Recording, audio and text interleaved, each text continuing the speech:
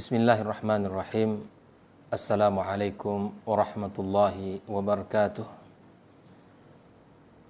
Alhamdulillahi rabbil alamin. Wassalatu wassalamu ala ashrafil anbiya'i wal mursalin wa ala alihi wa ashabihi rasulillahi ajma'in.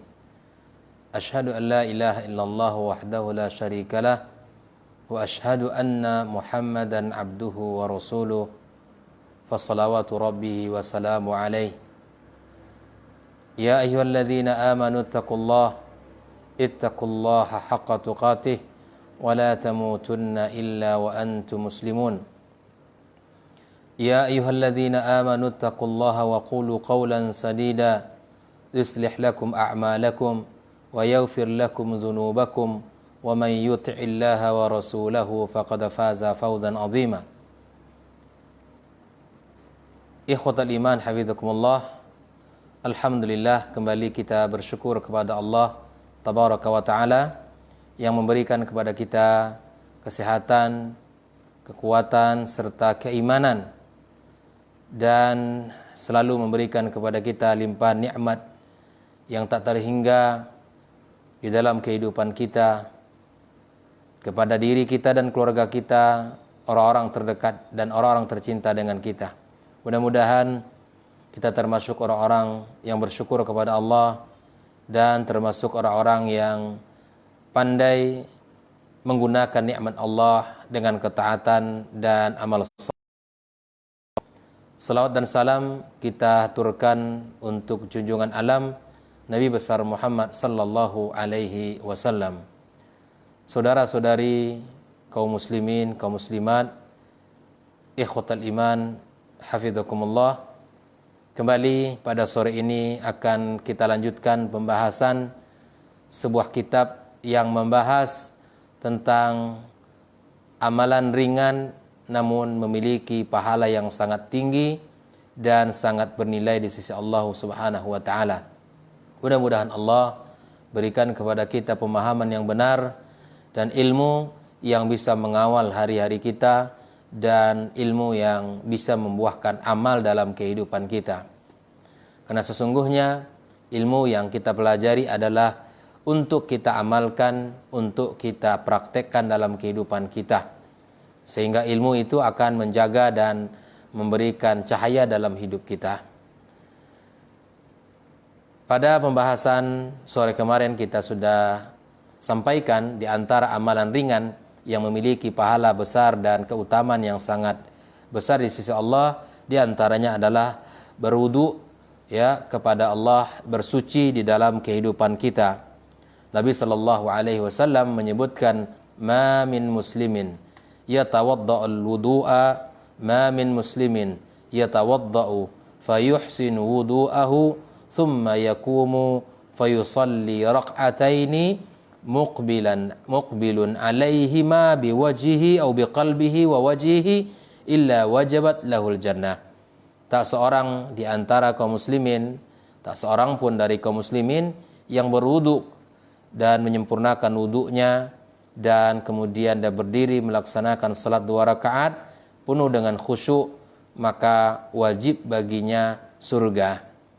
Bahkan di dalam hadis yang lain Rasulullah sallallahu alaihi wasallam menyebutkan, man tawadda'a fayusbiul wudu'ah, orang siapa yang berwuduk dan menyempurnakan wudunya, kemudian dia berkata, asyhadu alla ilaha illallah wa anna Muhammadan abdullahi wa rasuluh, maka akan dibukakan baginya pintu surga yang 8 dan masuk dari pintu mana yang dia sukai. Di dalam hadis yang lain, keutamaan dalam sebuah ibadah yang ringan namun memiliki kelebihan dan pahala yang besar, yaitu 2 rakaat sebelum subuh. Nabi SAW bersabda, raq'atayil fajri khairum minad dunya wa ma fiha. 2 rakaat yang kita lakukan sebelum salat subuh, maka itu jauh lebih baik dari dunia dan seisinya. Keutamaan 2 rakaat sebelum subuh adalah lebih utama dari dunia dan seisinya, maka tentu bagaimana dengan keutamaan salat subuh itu sendiri. Makanya Nabi Shallallahu Alaihi Wasallam menyebutkan dalam hadis yang lain yang menyatakan keutamaan mendirikan salat subuh. Kata Rasulullah Shallallahu Alaihi Wasallam, "Man shallal isya'a fi jama'atin, faka'annama qama nisfal laili." Barang siapa yang melaksanakan isya berjamaah, maka dia seperti orang yang mendirikan separuh malam. Wa man shallas subha fi jama'atin, barang siapa yang salat subuh berjamaah di rumah Allah, faka'annama shallal laila kullah, seperti orang yang mendirikan malam, ya satu malam suntuk beribadah kepada Allah Subhanahu wa taala. Adalah amalan ringan bagi orang yang Allah ringankan, dan tentu kita berharap Allah mudahkan kita di dalam kehidupan ini untuk bisa mengamalkan amalan-amalan mulia tersebut. Kemudian kita bahas di antara amalan yang sangat ringan dan memiliki ketinggian di sisi Allah, derajat yang sangat tinggi, seperti yang disampaikan Rasul sallallahu alaihi wasallam, "Alaika bi kathratis sujud, fa innaka la tasjudu lillahi sajadatan illa rafa'akallahu biha darajah wa hatta anka biha khati'ah." Hendaklah engkau memperbanyak sujud kepada Allah, maksudnya di dalam ibadah salat. Sesungguhnya tidaklah engkau sujud satu kali karena Allah, maka kecuali Allah akan angkat derajatmu di sisinya, dan Allah akan hilangkan bagimu satu dosa. Ini keutamaan di dalam bersujud kepada Allah di dalam salat kita. Kita bahas di antara amalan ringan namun memiliki pahala yang besar adalah melaksanakan salat jenazah yang merupakan hukumnya sebagai fardu kifayah. Nabi SAW bersabda, "Man syahidal janazata hatta yusalliya falahu qirat." Barang siapa yang melaksanakan salat jenazah, maka baginya satu qirat. Wa man syahidaha hatta tudfan kana lahu qiratan. Barang siapa yang melaksanakan salat kemudian dia mengikuti jenazah tersebut sampai ke kuburannya, maka baginya dua qirat. Wa qila wa man qiratan, qala mithlul jabalainil azimaini. Yaitu apa yang dimaksud dengan dua qirat? Yaitu dua bukit besar yang luar biasa sisi fisiknya, keutamaannya. Artinya ada hadis lain yang mengatakan bahwa satu qirat itu sama dengan sebesar bukit Uhud. Adapun dua qirat adalah dua kali lipat bukit Uhud. Maka bagi kita saudara-saudari rahimakumullah, jika di masjid di daerah kita atau di tempat kita ataupun di mana kita berhenti, di situ ada jenazah yang ingin disalatkan, maka jangan tinggalkan kebaikan itu. Keutamaan yang sangat tinggi di sisi Allah. Atau ketika saudara-saudari semua untuk melaksanakan ibadah umrah, ya, kemudian berada di Mekah dan Madinah, maka jangan buru-buru untuk melaksanakan salat sunnah setelah salat fardu. Tunggulah sementara waktu sejenak pengumuman akan ada jenazah yang akan disalatkan. Maka jangan lewatkan pahala-pahala itu tanpa kita sadari bahwa itu sangat rugi kalau seandainya pahala itu tidak kita kejar di sisi Allah Subhanahu wa taala. Kemudian di antara pahala yang sangat tinggi nilainya adalah seperti yang disebutkan oleh Rasulullah sallallahu alaihi wasallam, riwayat Abi Hurairah radhiyallahu taala anhu, qala kullu amal ibni Adam yudha'af. Setiap amal yang dilakukan oleh anak Adam, cucu Adam, maka dilipat gandakan Allah. Al hasanatu asyru amthaliha. Satu kebaikan akan dilipat gandakan menjadi 10 kebaikan. Ila 700 di'fin, sampai 700 kali lipat. Qala Allah Azza wa Jalla, Allah mengatakan, illa shaum, kecuali ibadah pala puasa. Fa innahu li wa ana ajzi bi. Sesungguhnya ibadah puasa itu, hadirin hadirat, adalah milikku, kata Allah, dan saya akan memberikan balasan kepadanya. Yada' syahwatahu wa ta'amahu min ajli. Dia meninggalkan keinginan makan, ya, keinginan minum, keinginan mendatangi keluarganya karena ingin mendapatkan pahala di sisi Allah. Meninggalkan itu semua padahal itu adalah hal yang halal. Perkara-perkara yang halal ditinggalkan karena Allah, maka di sini Allah memberikan sebuah ganjaran, aku yang bisa memberikan, aku yang akan membalasi apa yang mereka lakukan itu. Lis-shaimi farhatan, dan bagi orang yang berpuasa itu memiliki dua kegembiraan. Farhatun 'inda fitrih, gembira ketika ingin berbuka. Luar biasa gembiranya, berapa belas jam dari pagi hari sampai kita tunggu sampai maghrib masuk, ya penuh dengan perjuangan, ya tingkat panas yang luar biasa. Mungkin kita bekerja dan banyak hal sehingga rasa letih, haus, dahaga itu menyelimuti kita. Dan rasa ingin makan juga begitu. Namun kita bisa menahannya. Maka di saat-saat berbuka puasa, di situ luar biasa kegembiraan seseorang, ya karena ingin berbuka dari siamnya. Dan yang kedua kata Rasulullah SAW, wa farhatun inda liqa'i rabbih. Kegembiraan kedua adalah ketika bertemu dengan Rabbnya nanti dari kiamat kelak. Wala khalufu fihi atyabu indallah min rihil miski. Dan bau mulutnya orang yang berpuasa itu lebih wangi daripada minyak kasturi. Mungkin di sisi kehidupan kita, orang-orang yang berpuasa ya akan terganggu dari sisi bau mulutnya karena perutnya kosong.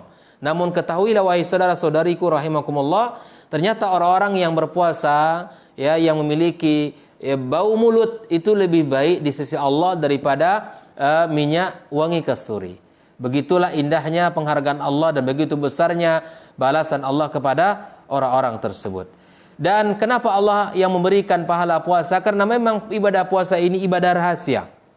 Seseorang bisa dia berpura-pura loyo, berpura-pura lelah dan capek, dan bisa juga dia berpura-pura lapar dan haus.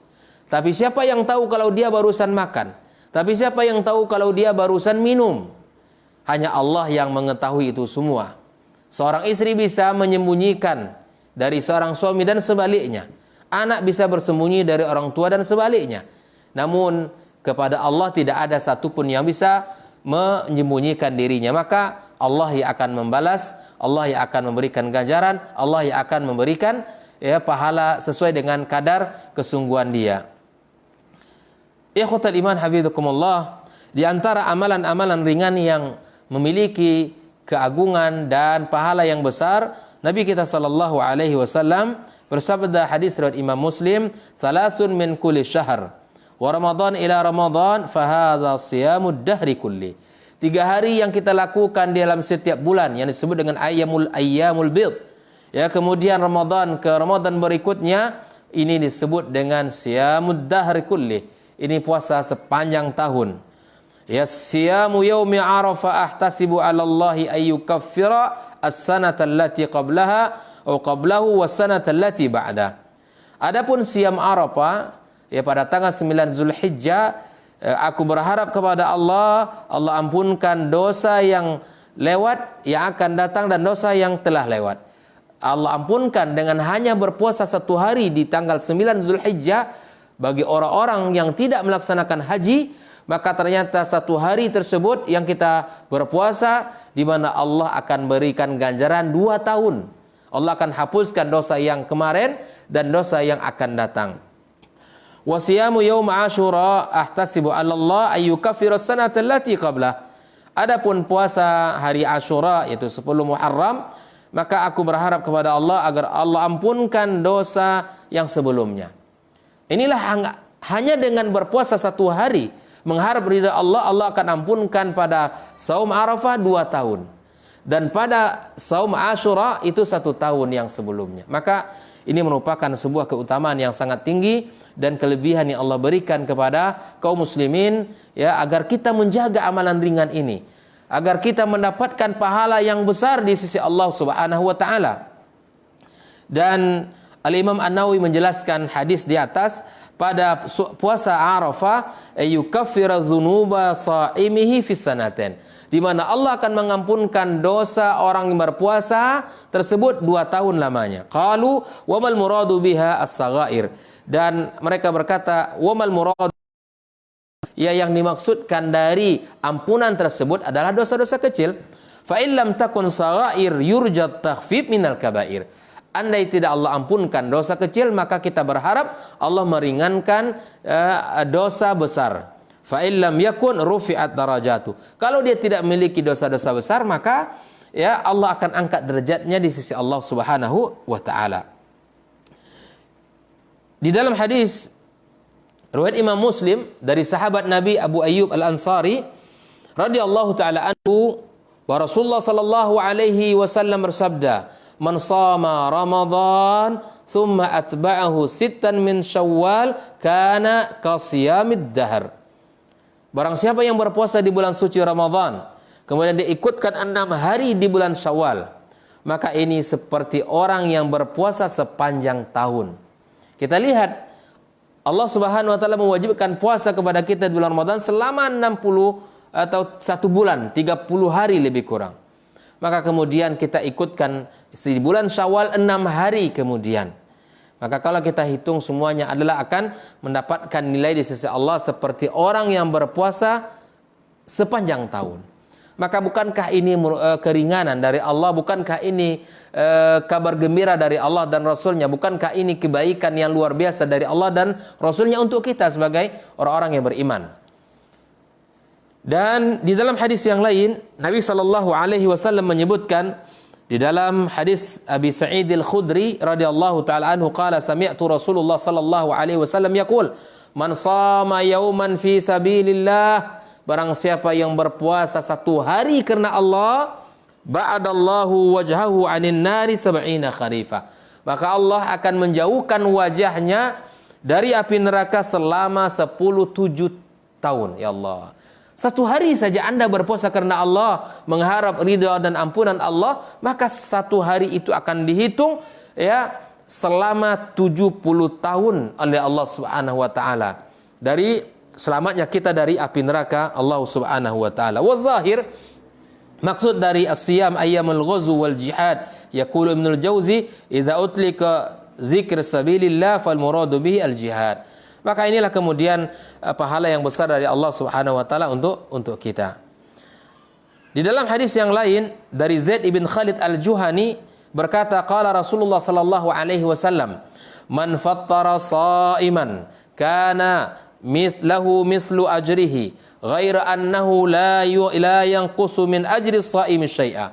Kabar gembira untuk kita wahai kaum muslimin, wahai saudara-saudari yang bersemangat di dalam beramal kepada Allah. Nabi SAW memberikan kabar gembira tentang orang-orang yang bersedekah, orang-orang yang memberikan makan puasa di bulan suci Ramadan.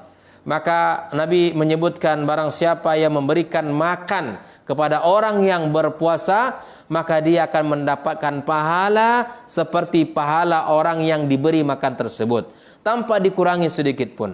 Maka ini adalah kabar gembira untuk kita, agar semangat di dalam memberikan makanan kepada saudara kita. Ramadan dalam hitungan jari kita akan tiba. Kepada Allah Azza wa Jalla kita bermohon agar Allah sampaikan kita untuk bertemu dengan bulan mulia tersebut, serta diberikan taufik kepada kita untuk mengisinya dengan kebaikan-kebaikan. Di dalam kitab dijelaskan Aridatul Ahwadhi li Syarh Sahih At-Tirmidzi, inna Allah bifadlihi 'alal khalqi ajjarahum 'ala mabtalahum bihi min amri wan nahi. Allah dengan segala kemuliaannya, dengan segala karunia-Nya memberikan kepada makhluk ini pahala yang besar ya atas ujian perintah dan larangan kepada mereka. La bistihqaqi wajaba lahum thumma zadahum min fadlihi al-mudha'afata fihi. Kemudian Allah berikan lipatan ganda, lipatan amal, lipatan pahala yang berlipat-lipat sekedar dari apa yang dilakukan oleh seseorang. Thumma zadahum min fadli an ja'ala lil mu'ini 'alaihi li ghairi mithla ajri. Orang yang meringankan, yang membantu saudaranya, maka kemudian dia mendapatkan pahala seperti pahala orang yang dibantu tersebut. Bukankah ini adalah kesempatan mahal? Bukankah ini adalah kelebihan? Bukankah ini adalah rahmat yang sangat indah Allah berikan kepada kita kaum muslimin? Maka seperti di dalam sebuah hadis yang lain, di barang siapa yang memberikan perlengkapan perang ya, maka ini mendapatkan pahala seperti orang berperang. Sebagaimana Nabi katakan dalam sebuah hadis yang lain, ya man jahaza ghazian faqad ghaza, yang menyiapkan seluruh perlengkapan kebutuhan orang berperang, maka sesungguhnya dia seperti orang yang berperang. Wa taftir, begitu juga dengan orang yang memberikan makan kepada orang yang berpuasa. It'amus sha'im indal iftar, memberikan makan kepada orang yang berpuasa ketika berbuka. Wa yashmal ala zahiri syai'al yasir aidan. Maka di dalamnya terdapat unsur, ya, maka berbahagialah kita di mana Allah berikan kepada kita rezeki, kesehatan, kemudahan, dan kita bisa menikmati. Makanya kita minta kepada Allah sesuatu yang mudah ini, ya, agar Allah mudahkan bagi kita. Allahumma la sahla illa ma ja'altahu sahla. Ya Allah, tidak ada kemudahan kecuali Engkau jadikan kemudahan padanya. Ya, maka mintalah kepada Allah, mintalah kepada Zat yang memiliki langit dan bumi dan segala apa yang ada di antaranya. Maka Allah yang akan memudahkan segala hal. Allah akan memudahkan segala urusan kita kaum muslimin, kaum muslimat. Mintalah kepada Allah agar Allah berikan itu kepada kita. Ikhwatul iman hafizakumullah. Dari berpuasa kita berpindah di antara amal-amal yang sangat mudah namun memiliki pahala yang besar. Di antaranya Nabi SAW bersabda di dalam hadis yang diriwayatkan oleh Abi Hurairah radhiyallahu taala anhu, qala Rasulullah sallallahu alaihi wasallam, al-umratu ila al-umrati kafaratun lima bainahuma. Ini keutamaan tentang ibadah umrah. Dari umrah yang satu kepada umrah yang berikutnya adalah kafarah, pelebur dari dosa, pelebur atas segala kemaksiatan kita. Wal hajjul mabrur laisa lahu jazaa'un illal jannah. Dan haji yang mabrur tidak ada yang pantas diberikan balasan kepadanya kecuali surga. Kecuali surga, subhanallah. Ikhwatal iman. Inilah keutamaan, ya, yang Allah berikan kepada mereka. Ya, orang-orang yang umroh dan orang-orang yang haji. Dan di dalam hadis yang lain disebutkan bahwa betapa besarnya di antara keutamaan ibadah umroh yang dilaksanakan di bulan suci Ramadan. Ya, Nabi sallallahu alaihi wasallam bersabda, fa inna umratan fihi ta'dilu hajjatan. Orang yang melaksanakan ibadah umrah di bulan suci Ramadan, maka itu seperti orang yang melaksanakan ibadah haji, pahalanya. Jadi jangan dipahami bahwa umrah di bulan Ramadan itu menyamai pahala di bulan orang yang melaksanakan haji. La fin niyabati 'anil farad. Artinya bukan berarti ini dia terbebas dari rukun haji, tidak. Sekali lagi saya ulangi, orang yang melaksanakan ibadah umroh di bulan suci Ramadan itu pahalanya seperti orang yang melaksanakan ibadah haji. Apa keutamaan ibadah haji? Ya, seperti yang kita bahas tadi. Al-hajjul mabrur laisa lahu jazaa'un ilal jannah. Yang mendapatkan haji yang mabrur tidak pantas baginya kecuali surga. Tidak ada yang pantas baginya kecuali surga. Maka orang yang melaksanakan umroh di bulan suci Ramadan, dia mendapatkan keutamaan melaksanakan ibadah haji. Nah, bukan berarti kalau dia sudah umroh bulan Ramadan dia terbebas dari rukun haji, tidak. Tetapi ini adalah pahala yang dijanjikan begitu besar. Di dalam riwayat yang lain disebutkan, ya, bahwa Nabi sallallahu alaihi wasallam setelah kita membahas tentang keutamaan berwudu, keutamaan kita membaca doa, kemudian sujud kepada Allah, kemudian kita bahas keutamaan-keutamaan tentang banyak hal, diantaranya tadi adalah tentang haji dan umrah.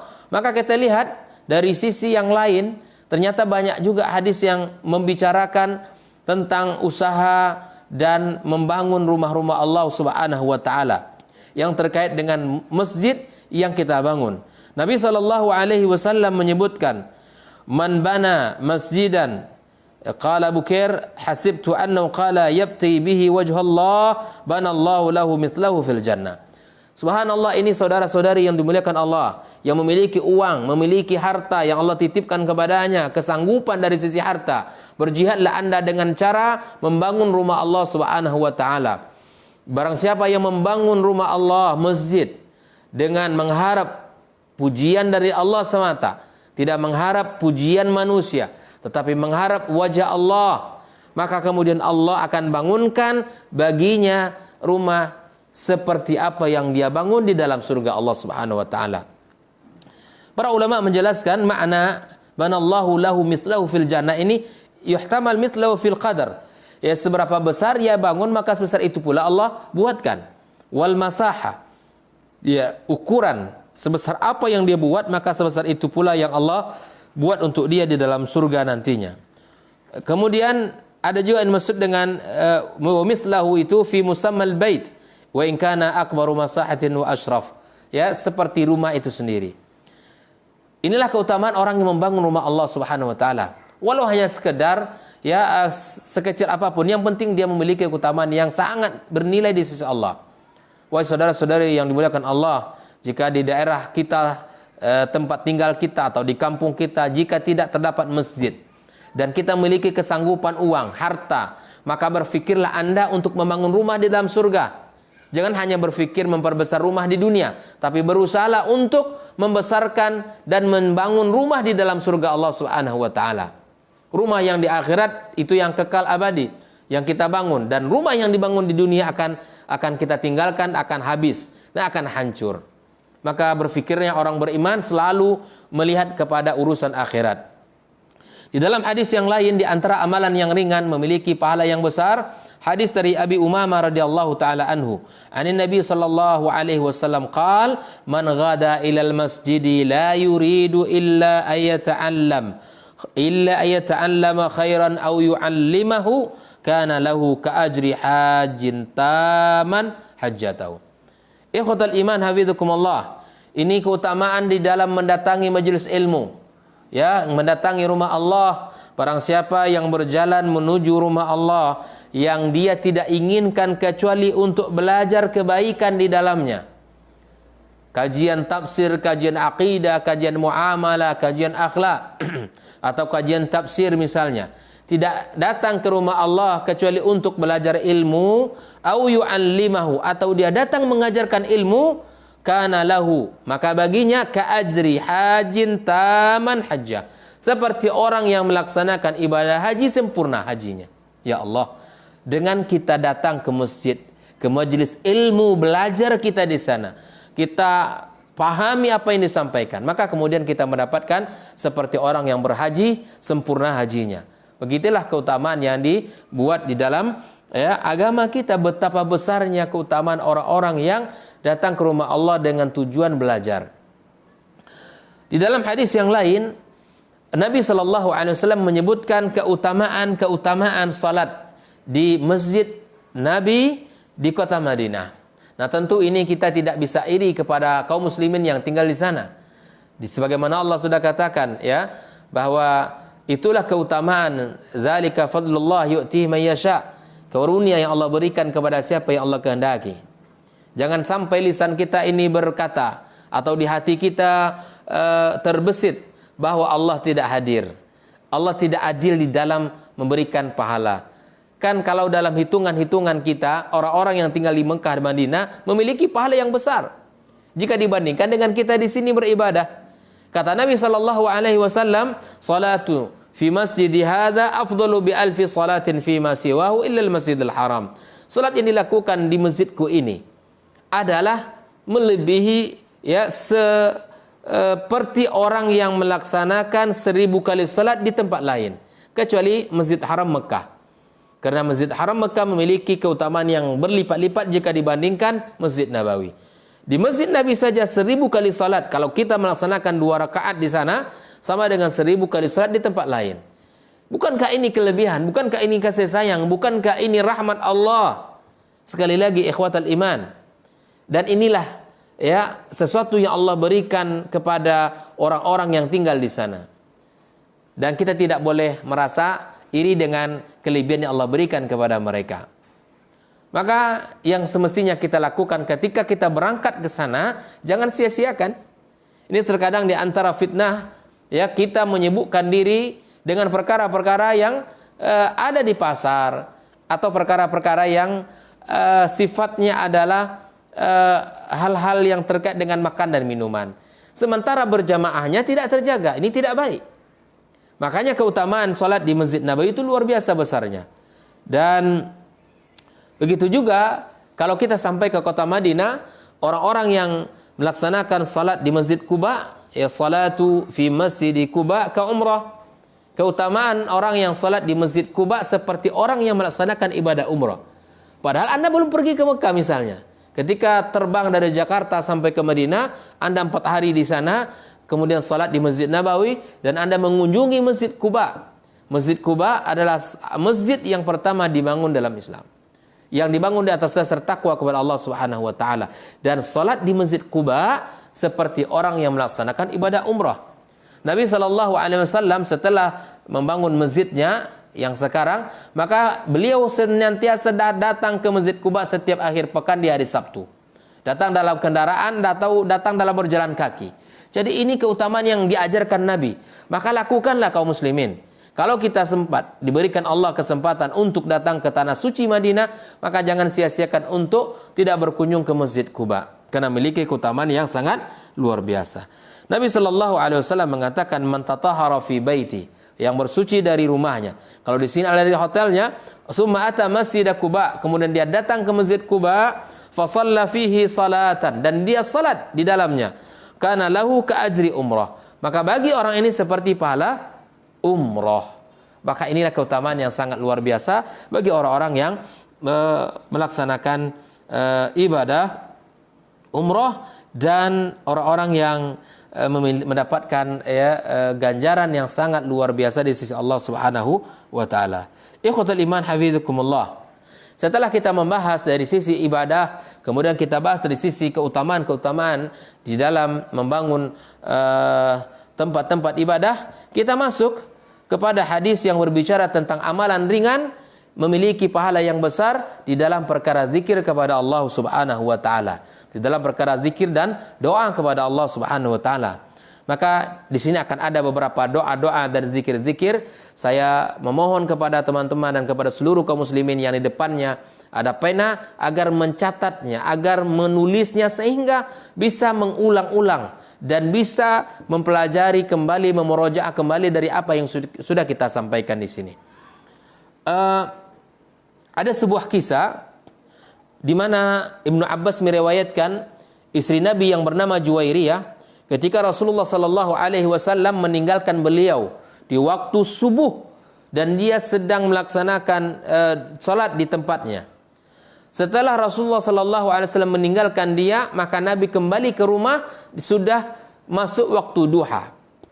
Dan Nabi SAW masih melihat Juwairiyah berada di tempatnya. Ini menunjukkan ketaatan seorang istri yang salehah, yang luar biasa, yang beriman.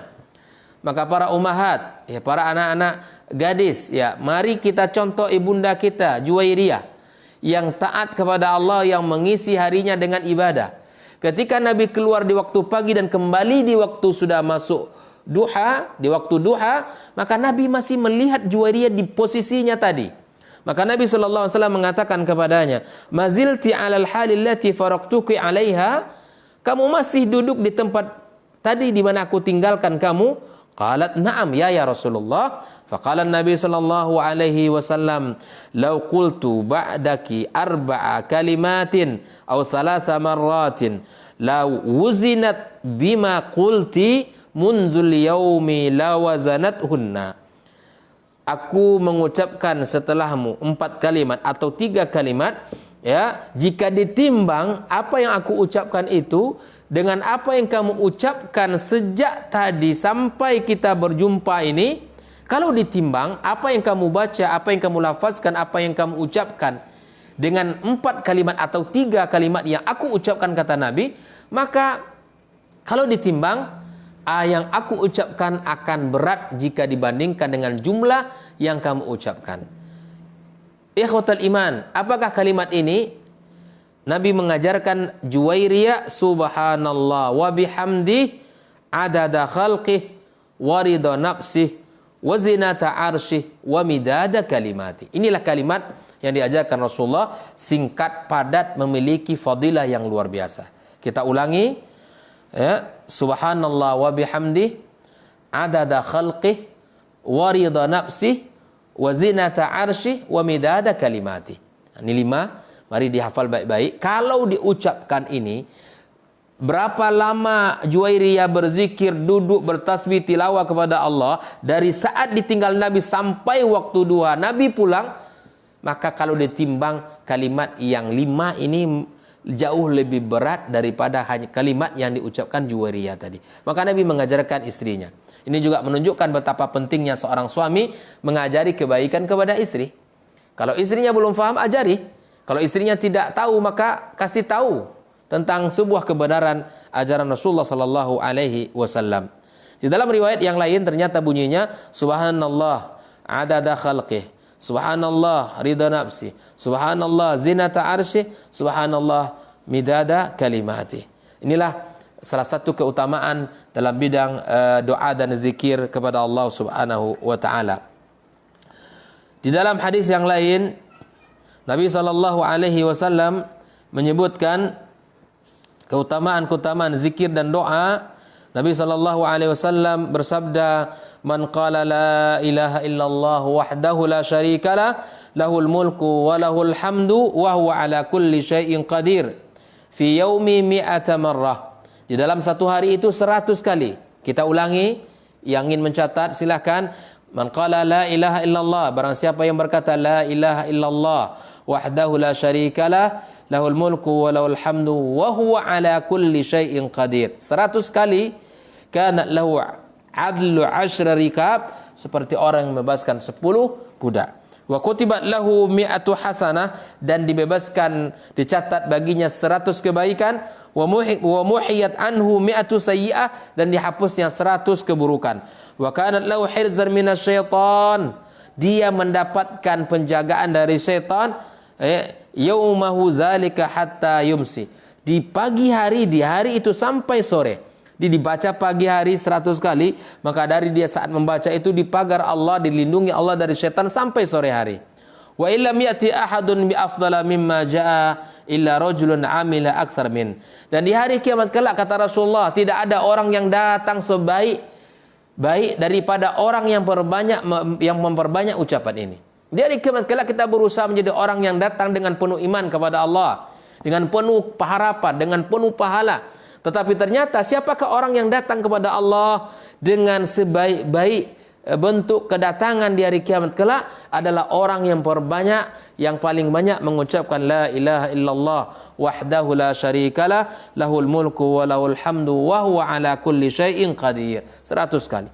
Maka perbanyaklah ikhwan hafizakumullah di hari-hari yang seperti ini, agar kita mendapatkan kebaikan yang sangat luar biasa di sisi Allah Subhanahu wa taala. Ikhwatul iman hafizakumullah, di dalam hadis yang lain riwayat Imam Bukhari dan Muslim, Rasulullah sallallahu alaihi wasallam bersabda, an Abi Hurairah radhiyallahu taala anhu qala an-nabi sallallahu alaihi wasallam, kalimatani khafifatani 'alal lisan thaqilatani fil mizan habibatani ila ar-rahman subhanallahil azim subhanallah wa bihamdi. Dua kalimat yang ringan diucapkan oleh lisan dan akan memberatkan timbangan kita dan sangat dicintai oleh Allah yang Rahman, yaitu kalimat subhanallahil azim subhanallah wa bihamdi. Subhanallahil azim subhanallah wa bihamdi. Subhanallahil azim subhanallah wa bihamdi. Inilah kalimat, jika kita perhatikan, subhanallah, mudah, tak butuh berapa lama waktu, sekian waktu, tapi cukup detik saja kita sudah bisa mengucapkan.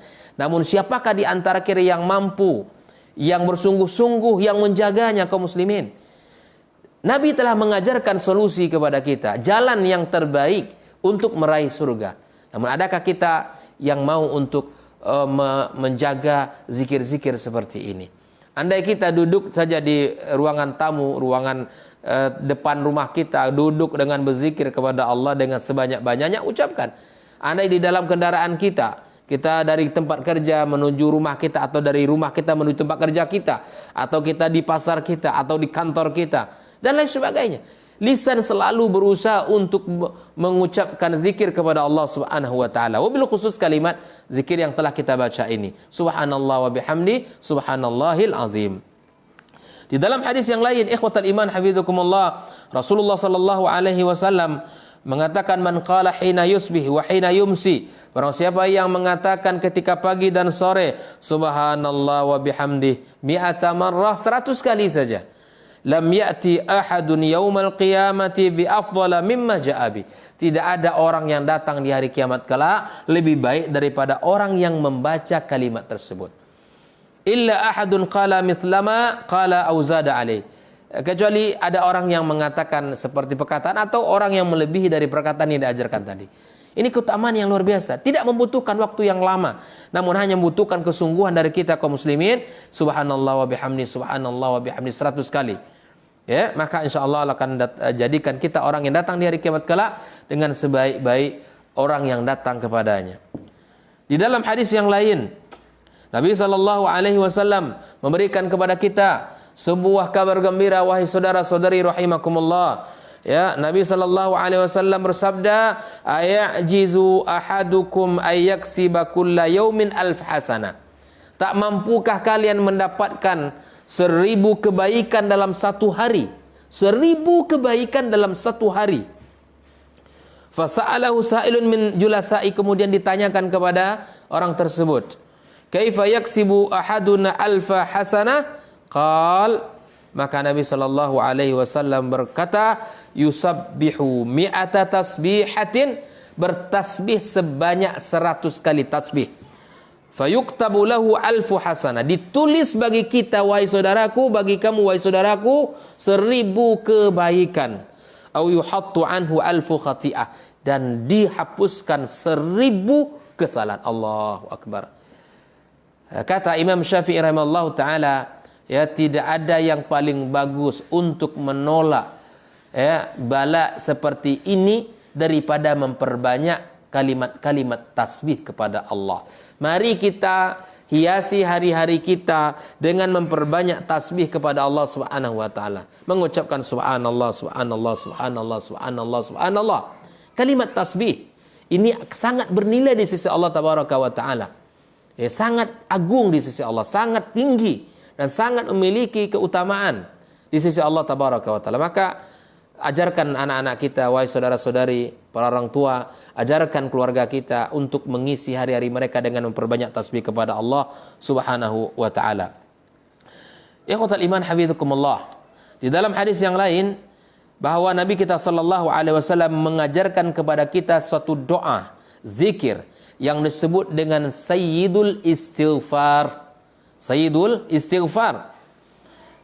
Karena ini di dalam doa ini kenapa disebut dengan Sayyidul Istighfar? Karena di dalam doa tersebut kebaikan tersebut makna pengakuan dan taubat kepada Allah Subhanahu wa taala.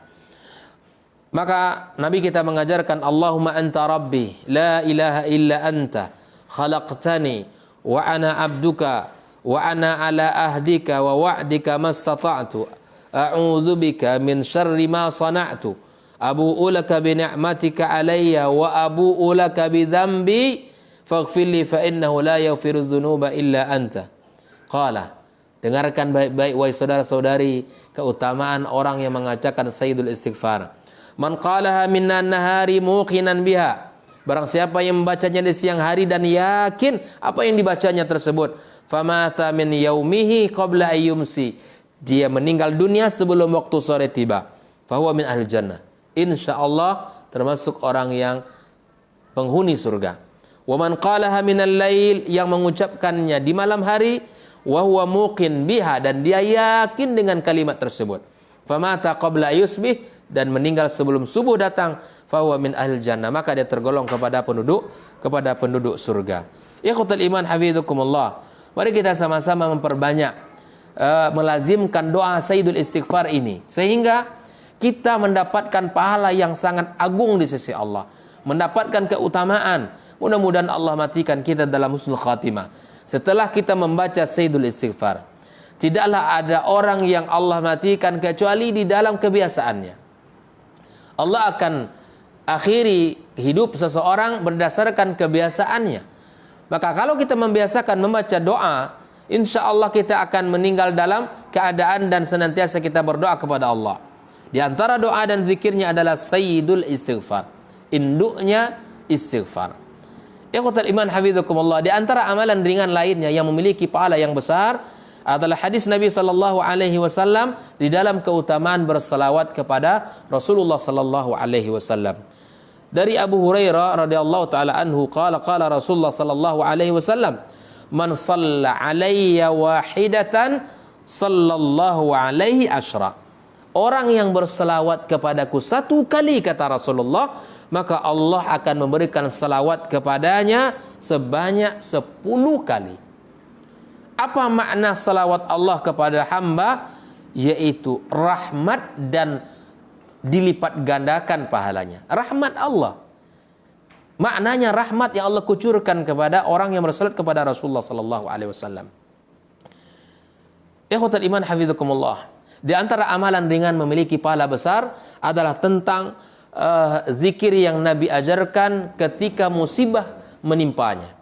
Dari Ummu Salamah berkata, sami'tu Rasulullah sallallahu alaihi wasallam yaqulu, "Ma min muslimin tusibuhu musibatun." Tidak seorang muslim yang ditimpa oleh musibah, fa yaqulu ma amarahullah, dan dia berkata, mengucapkan apa yang Allah perintahkan, inna lillahi wa inna ilaihi raji'un, sesungguhnya kita milik Allah dan akan kembali kepada Allah. Allah ma'jurni fi musibati hadhihi wa akhluf li khairan minha. Ya Allah, berilah aku ganjaran terhadap musibah yang menimpaku ini, dan berilah ganti terbaik untukku, illa akhlafallahu lahu khairan minha, kecuali Allah akan berikan kepadanya ganti yang terbaik.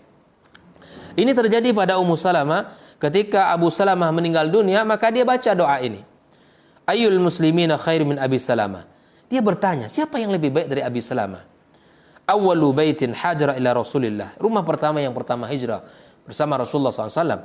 Thumma inni qultuha, aku katakan, fa akhlafallahu li Rasulullah. Ternyata Allah gantikan yang terbaik dari Abu Salamah adalah Nabi kita SAW.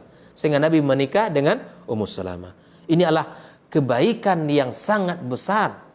Musibah apa saja yang menimpa kita, wahai saudara-saudari semua, maka bacalah doa ini. Allah akan berikan ganti yang lebih baik. Allah akan lipat gandakan.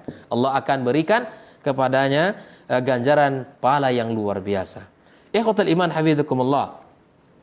Di antara amalan ringan dan memiliki keutamaan yang sangat besar di sisi Allah Subhanahu wa taala, ya. Dalam sebuah hadis yang Nabi sebutkan, afala yaghdu ahadukum ilal masjidi faya'lam aw yaqra'a ayataini min kitabillahi azza wa jalla khairun lahu min naqataini. Tidakkah salah seorang dari kalian yang berangkat ke masjid kemudian dia belajar dan membaca 2 ayat dari kitab Allah, maka itu lebih baik darinya dari 2 naqataini, ya, wa thalathun khairun lahu min thalathin wa arba'un khairun lahu min arba'in wa man a'dadahunna minal ibil. Dan ini menunjukkan betapa besarnya, ya, orang-orang yang membaca dan mengucapkan kalimat-kalimat ayat-ayat Allah Subhanahu wa taala.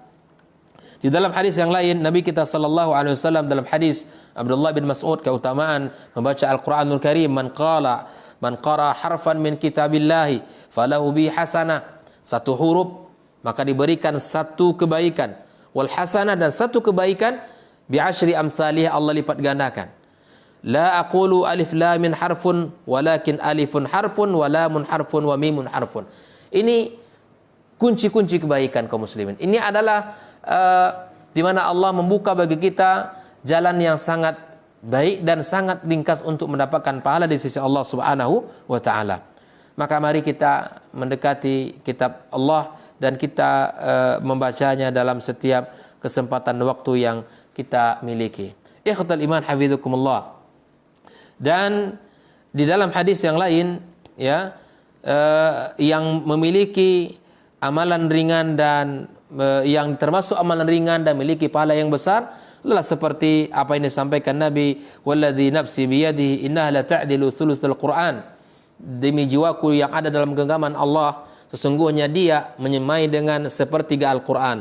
Abu Darda meriwayatkan dari Nabi sallallahu alaihi wasallam, ya'jizu ahadukum ma yaqra fi lailatin thulutsal Qur'an, tidak mampukah kalian membaca 1 malam 1/3 Al-Qur'an? Qalu wa kaifa yaqra thulutsal Qur'an, bagaimana itu bisa? Qala qul huwallahu ahad ta'dilu thulutsal Qur'an. Al-Ikhlas, surat Al-Ikhlas, qul huwallahu ahad, itu pahalanya, ya, menyamai 1/3 Al-Qur'anul Karim.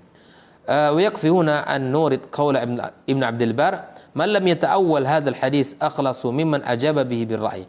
Ini mari kita fahami sesuai apa yang disampaikan Rasulullah sallallahu alaihi wasallam. Dan di antara amalan ringan ikhwatul iman yang memiliki pahala besar adalah mendoakan saudaranya sesama muslim. Da'watul mar'il muslimi li akhihi bi dhahril ghaibi mustajabah. Doa seorang mukmin kepada saudaranya ya di belakang saudaranya adalah mustajab. Inna ra'si malakun muwakkal. Kepalanya ada satu malaikat yang diutus. Kullama da'a li akhihi bi khairin, setiap kali mendoakan kebaikan untuk saudaranya. Hari ini alangkah kita membutuhkan wahai saudara-saudari, saling mendoakan di antara kita. Saling memohon kepada Allah agar kebaikan itu Allah berikan kepada kita dan kepada saudara-saudara kita. Maka qalal malakul muwakkal bihi, maka malaikat yang diutus itu mengatakan, amin walaka bimithil.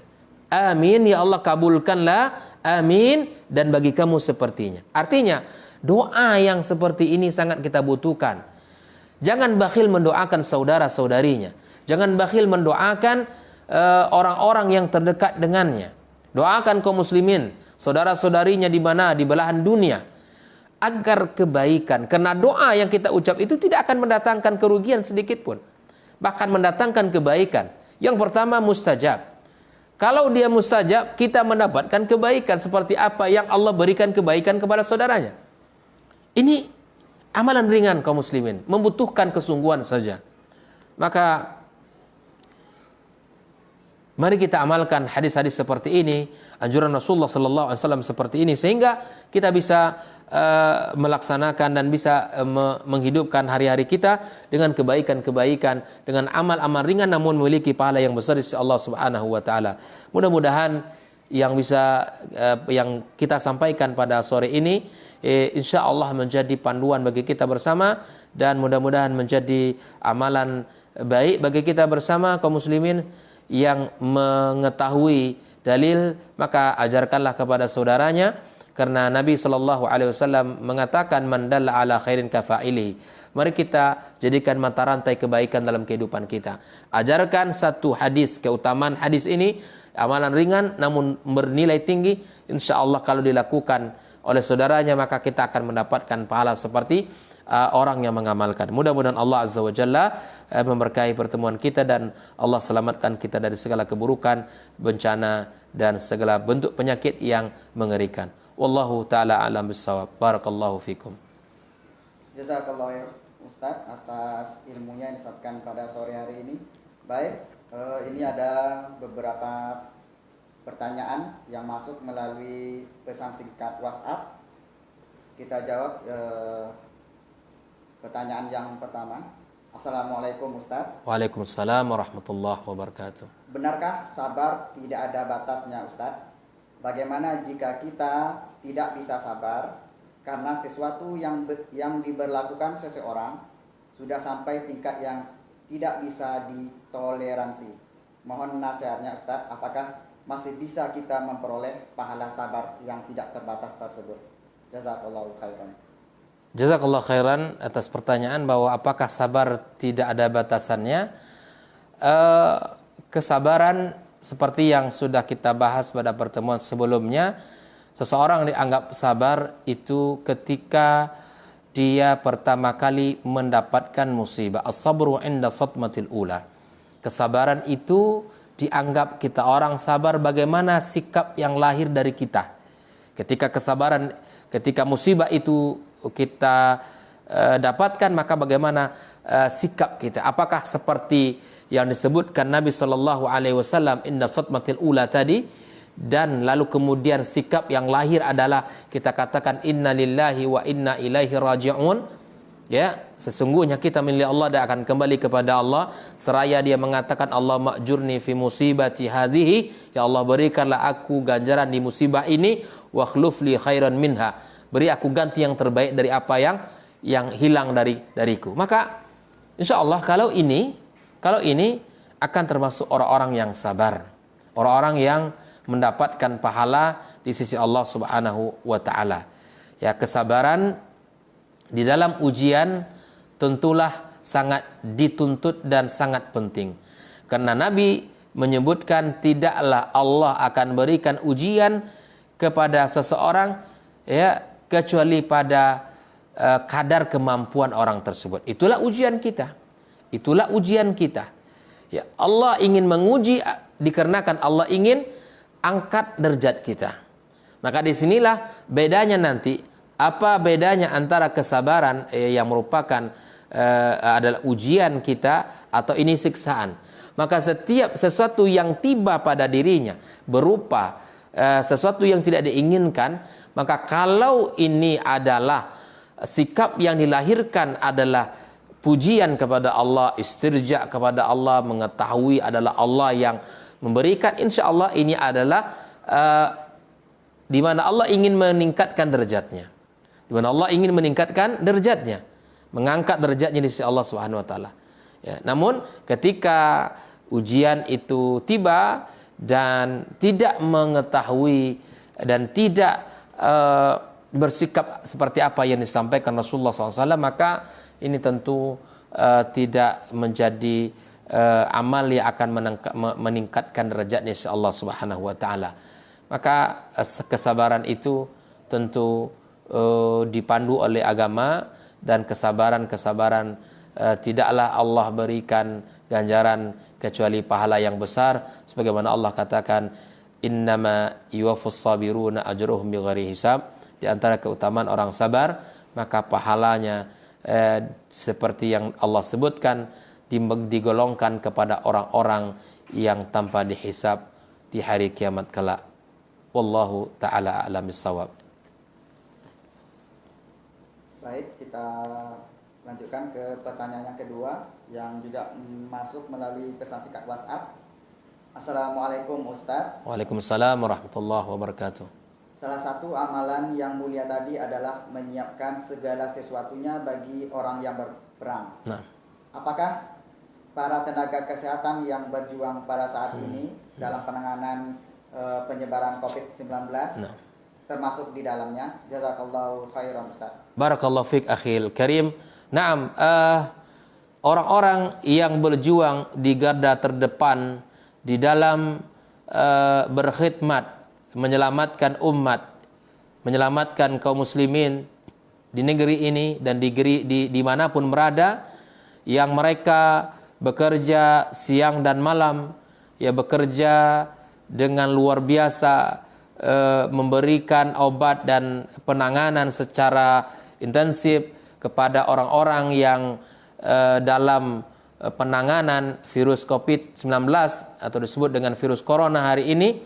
Maka saya berharap kepada Allah Subhanahu wa taala mereka semua, para tenaga medis yang berjuang, para dokter dan seluruh tim yang bekerja siang dan malam dan memberikan waktu yang tidak sedikit tenaga dan pikiran, maka narju minallah, kita berharap kepada Allah Subhanahu wa taala mereka akan mendapatkan pahala yang besar di sisi Allah Subhanahu wa taala. Kami doakan wahai saudara-saudariku, para tenaga medis dan seluruh tim yang berada di garda terdepan di dalam penanganan virus ini, dan seluruh elemen yang terkait di dalamnya, para pemerintah dan seluruh unsur yang bekerja di dalam menangani ini. Kita berharap mudah-mudahan Allah Subhanahu wa taala memberikan pahala yang besar, memberikan ganjaran yang tak terhingga kepada saudara-saudara kami yang bekerja keras di dalam meringankan dan dan mencegah tersebarnya virus COVID-19 ini. Wallahu taala alam bisawab. Kita lanjutkan pertanyaan yang masuk juga melalui pesan singkat WhatsApp dari Ibu Lina yang tinggal di Batam.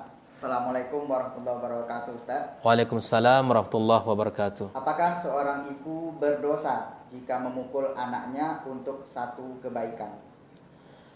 Terima kasih Ibu Lina di Batam.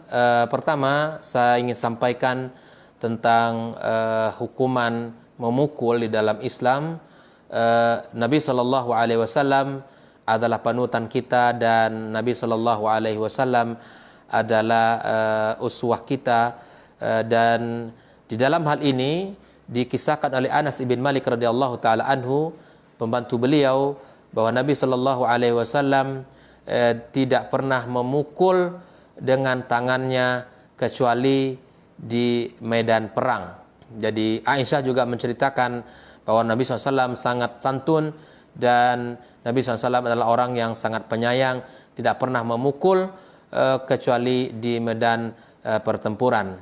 Nah, di dalam kaitan pendidikan anak kita, Bu Lina, bahwa ada konsep yang mesti kita pahami.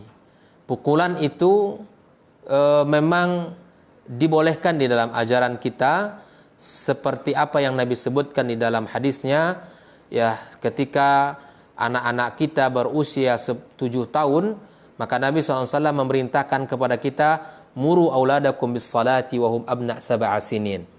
Perintahkanlah anak kalian untuk salat ketika mereka di usia 7 tahun. Perintah. Usia 7 tahun, bahasa orang tua kepada anak adalah perintah. Kerjakan salat kamu. Jaga auratmu nak. Keluar dengan jaga menutup auratmu. Dan seterusnya. Ketika Ramadan nanti tiba, maka perintahkan, kamu sudah mulai puasa nak. Usia kamu sudah 7 tahun. Nah, ketika usia 7, 8 sampai 9 tahun itu usia evaluasi, usia pengawasan. Dan itu bersungguh-sungguh kita di dalam mengawas mereka. Jangan sampai pengawasan hanya pada salat maghrib saja, tetapi subuh tidak, isya tidak, zuhur, asar tidak. Nah, ini tidak benar. Tetapi Allah perintahkan kepada kita, wa'mur ahlaka bis salati wastabir 'alaiha. Perintahkan keluarga kamu untuk salat dan bersabarlah di dalam pengawasannya. Kerjasama suami istri sangat dituntut di dalam pengawasan anak, di dalam melaksanakan ibadah salatnya. Namun Nabi SAW memberikan sebuah kalimat, wadribuhum 'alaiha wa hum abna 10 sinin. Berikanlah pukulan kepada anak kita di usia 10 tahun. Kalau seandainya anak itu tidak mau melaksanakan salat dengan baik. Kalau kita hitung-hitung secara matematika, Bu, anak kita di usia 7 tahun sudah diperintahkan untuk melaksanakan salat. Maka salat dilaksanakan 5 kali sehari. Ya, kali 365 hari. Coba dihitung. Dan kali 3 tahun, lebih kurang 5.000 lebih perintah salat itu diberikan ke telinga anak. Maka Islam sangat logis. Islam tidak datang memberikan perintah lalu kemudian hukuman, tetapi ada proses yang dilewati. Sudah 5.000 kali perintah yang disampaikan kepada anak, maka sudah wajar Rasul memerintahkan kita untuk memberikan pukulan. Nah, tentu pukulan ini bukan pukulan yang mematahkan dan menyakiti anak kita, namun pukulan yang mengarahkan anak kita untuk pendidikan, biar dia tersadar bahwa pentingnya sholat, penting menjaga aurat, pentingnya kita berpuasa, dan pentingnya ibadah-ibadah yang lain. Tujuan pukulan bukan untuk membalas dendam, bukan untuk melampiaskan sakit hati kepada anak kita. Pukulan yang diberikan adalah pukulan pendidikan, pukulan yang menunjukkan kasih sayang, bukan pukulan agar anak kita ini sakit, ya, dengan pukulan kita itu, dan dia merasa terlukai dengan pukulan. Bukan itu. Tapi itulah bahwa sekali lagi saya katakan bahwa merilmui, terus kita belajar bersama di dalam memahami. Insyaallah kalau pukulan yang diberikan oleh seorang bunda untuk perbaikan anak, insyaallah ta'ala tidak akan dianggap berdosa di sisi Allah kalau pukulan itu untuk perbaikan.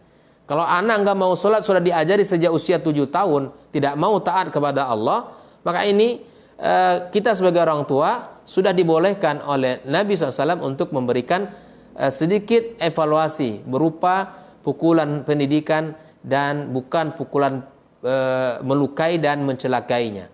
Wallahu ta'ala alam bissawab. Jazakallah ya Ustaz. Selanjutnya kita masuk pertanyaan juga melalui pesan singkat.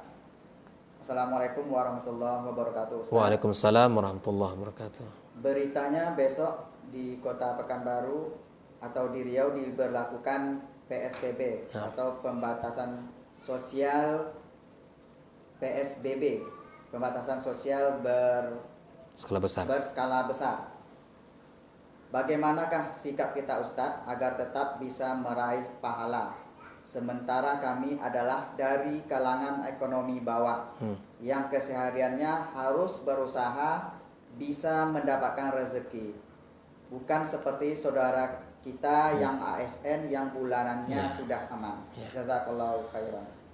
Barakallahu fiik, wahai saudaraku, atas pertanyaannya.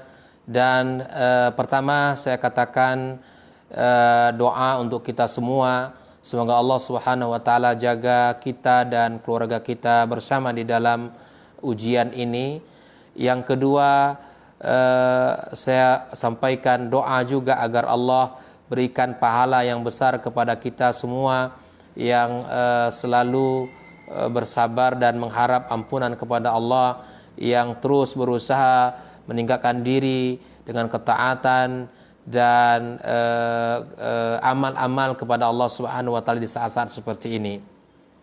Yang ketiga, ya, sesuai dengan arahan yang diterbitkan oleh pemerintah kita bahwa Pekanbaru, kota Riau, Pekanbaru khususnya atau Riau secara umum tidak lagi pada zona hijau atau zona aman, namun sudah masuk zona merah. Ini artinya kita lebih waspada dan berhati-hati di dalam bergaul dan di dalam berinteraksi dengan saudara-saudari kita, karena berdasarkan info wallahu taala alam bahwa sudah ada penularan secara internal di antara orang-orang di Kota Pekanbaru.